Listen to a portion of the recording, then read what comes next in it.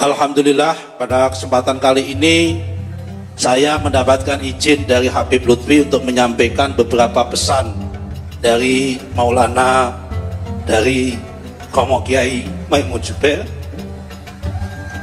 karena kebetulan satu hari sebelum beliau berangkat haji kami dipanggil, entah ada apa, tiba-tiba Gus Kamil menelpon saya diminta untuk sholat di Hotel Grand Melia pukul 8 malam, tapi saya sampai Grand Melia ternyata beliau sudah jalan menuju Hotel Dharma Wangsa makan malam. Ternyata di sana beliau makan malam, dan alhamdulillah tidak seperti biasanya. Beliau itu biasanya sisa makanan yang beliau dilarang untuk dimakan para santri-santrinya, tapi pada malam itu saya minta khusus sisa makanannya saya minta diberikan sama beliau. Setelah itu selama 1,5 jam saya dipanggil, diminta menghadap lagi di Hotel Grand Melia dan memesankan 7 pesan, tapi yang akan saya sampaikan pada malam hari ini hanya 2, karena yang 5 sifatnya masih, yang 2 sifatnya pribadi, yang 2 pesan kepada Pak Jokowi, dan yang 1 saya akan sampaikan nanti pada saat yang tepat.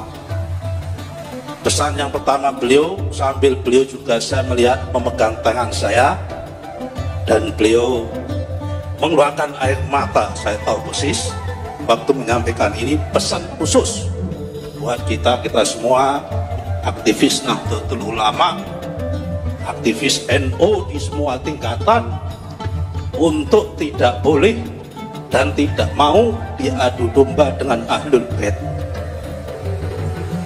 Para aktivis Nahdlatul Ulama tidak boleh terpancing apapun dan bermusuhan dengan Ahlul Bait.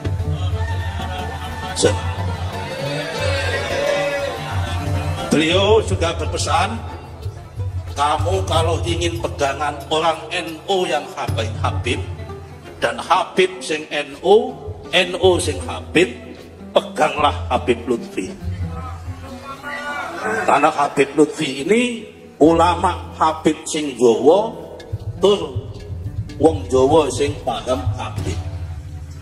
Saya tidak tahu maknanya beliau, tetapi saya memaknai begitu beliau wafat, ini adalah tongkat estafeta bahwa imam kita kali ini kalau ada pesan-pesan dari beliau, kita nanti larinya kita tanya kepada Al-Mukarram Maulana Habib Lutfi. Jadi intinya yang pertama, kita tidak boleh diadu domba sama Habaib sama NU. Ini persis kalau saya flashback, mohon maaf, 1 minggu setelah saya terpilih menjadi ketua GP Ansor, mumpung masih ada beliau nanti bisa diklarifikasi. Saya dipanggil sama guru kita semua, Maulana Al-Habib Muhammad Lutfi bin Yahya ke Pekalongan. Saya sowan tengah malam seperti biasanya, dan pesannya mirip sama dengan pesannya Romo Kiai Haji Maimun Zubair, bahwa langkah pertama orang Habaib nanti akan diadu domba antara Habaib yang Ahlus Sunnah wal Jamaah dan mohon maaf dengan Habaib yang selama ini dicap Syi'i atau Syiah. Seminggu kemudian setelah Habib Lutfi menyampaikan itu, meledaklah kasus Sayyidatina Fatimah Zahra di Bondowoso yang ditandingi oleh NU cabang Bondowoso membuat maulid Nabi di depannya. Dan itu waktu itu kami ketua Ansor bingung, diminta untuk menjaganya. Yang sini Habaib membuat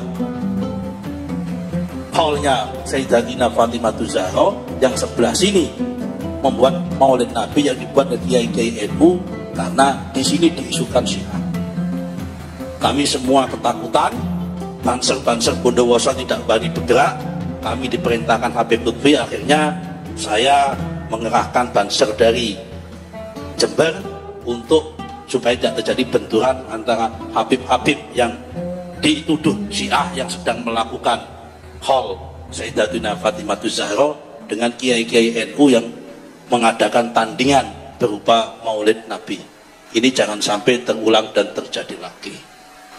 Pesan yang kedua adalah sambil bercerita tentang Mbah Wahab, karena ini tak buka rahasia, yang pertama kali membuat reinkarnasi lagu Yalal Waton Yalal Waton adalah Mbah Maimun Zubair.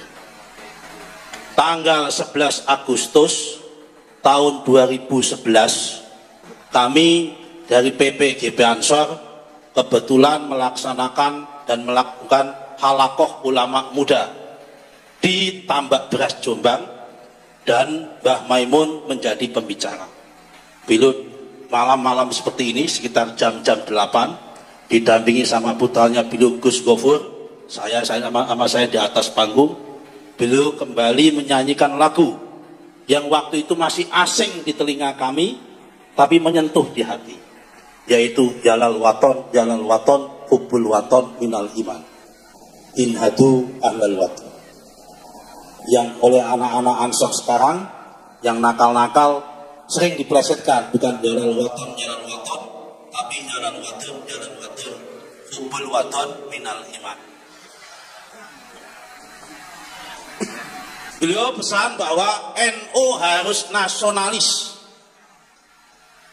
NU harus nasional, dan Indonesia harus NU. Artinya apa? NU religius harus berbasis nasionalis, dan Indonesia yang nasional ini berbasis religius, dan itu religinya adalah NU. Kenapa NU harus nasionalis? Karena beliau mengatakan sambil mengutip tafsirnya Syed Muhammad Ramadan Buti pada malam hari itu, bahwa kebangkitan peradaban Islam akan muncul dari Indonesia. Sekali lagi, kebangkitan peradaban Islam akan muncul dan datang dari Indonesia. Sambil mengutip sebuah ayat yang sering dikutip oleh beliau, dan itu tafsirnya Syed Muhammad Ramadan Al-Buti. Menurut beliau, bahwa peradaban Islam ini mengalami 7 fase, dan nanti puncaknya adalah fasenya di Indonesia. Fase pertama adalah fase Muhammadun, pada zaman Nabi Muhammadun Rasulullah. Yang kedua adalah fase sahabat 4, walladzina ma'ahu, kata beliau. Fase ketiga adalah asyidda'u 'alal kuffar, itu adalah Bani Umayyah. Fase keempat adalah ruhama'u bainahum, itu adalah Bani Abbasiyah. Fase kelima adalah fase kaum sufi sama kaum intelektual pada masa itu, Ibnu Rus, Ibnu Sina dan sebagainya. Tarakum ruk'an sujjatan yabtaguna fadlan minallahi wa ridwana, itu fase itu. Fase keenam adalah fase Turki Utsmani. Kenapa pakai Turki Utsmani? Lewat apa? Lewat simahum fi wujuhim min asaris sujud. Karena Turki Utsmani itu hobinya membangun masjid, yaitu adalah min asaris sujud. Yang ketujuh adalah fase Indonesia, yaitu adalah Kazar in akhroja. Dengan kalimat Kazar in akhroja, syatahu wastahlan itu al-ayah itu yang mengatakan bahwa kebangkitan Islam di dunia akan datang yang ketujuh dari sebuah negara, di mana negara itu adalah penghasil biji-bijian, dan negara itu bukan negara Islam tapi mayoritas Islam. Negara itu ada ajaran Nasrani, juga ada ajaran Yahudi. Itu dimaknai oleh Syed Ramadan Buti dan dikutip berkali-kali oleh Mbah Maimun adalah Indonesia. Karena itu NU harus menjadi kekuatan nasionalis di Indonesia. Dan ditutup sama pesannya beliau, Pak Ilmi Faisal, mohon maaf, karena NU harus nasionalis, saya pesan sama kamu Nusron, kamu jangan keluar dari Golkar.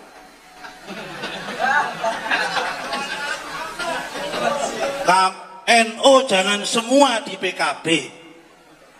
Orang-orang NU harus masuk ke partai-partai yang nasionalis, kata beliau. Perkara yang P3 itu fardu kifayah hukumnya. Biar saya saja, kata Mbak Imun, yang P3. Ya kan? biar saya saja yang P3 kata Mbah Maimun. Karena untuk P3 itu yang penting fardu kifayah. Tidak boleh mati P3 itu, tapi jangan sampai besar. Karena kalau besar nanti berbahaya kata Mbah Maimun. Itu cukup untuk memenuhi syarat kewajiban, gugurnya kewajiban. Karena memang harus di Indonesia ini ada partai yang khusus Islam itu memang harus ada. Tetapi Indonesia kata Mbah Maimun harus dipimpin dengan platformnya nasionalis. Ini kira-kira pesannya beliau yang kami sampaikan. Kita doakan semoga guru kita Habib Lutfi panjang umur, diangkat derajatnya oleh Allah Subhanahu wa taala. Dan kalau beliau diangkat derajatnya Allah Subhanahu wa taala, kita sebagai santrinya ngikut di belakang beliau. Kalau beliau ke surga, kita ikut surganya beliau. Kalau beliau dekat dengan Nabi Muhammad, kita ingin di samping beliau. Kalau beliau mendapatkan pahala dan tempat yang mulia di sisi Allah, kita ingin nempel di belakang meskipun sempit tidak apa-apa. Yang penting bersama beliau. Marilah kita sama-sama kita doakan semoga kita semua yang ditinggalkan oleh Mbah Maimun Zubair sanggup meneruskan.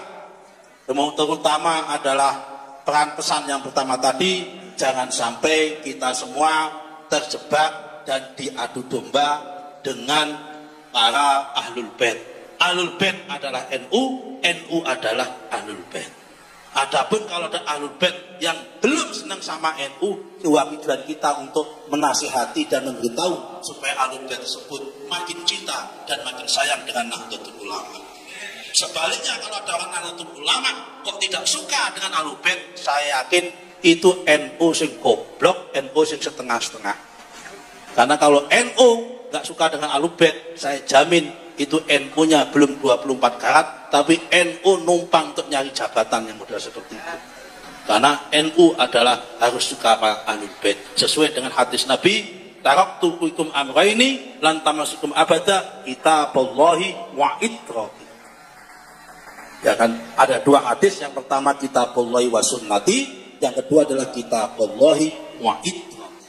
Dan dua-duanya adalah sahih menurut Mbah Kiai Maimun juga. Demikian yang bisa kami sampaikan. Kalau kita orang NU, penutup salamnya wallahul muwaffiq ila aqwamit thoriq. Kalau orang PDIP, penutup salamnya wabillahi taufik wal hidayah. Barang siapa dekat dengan Pak Taufik, insya Allah banyak hadiah. Assalamualaikum warahmatullahi wabarakatuh.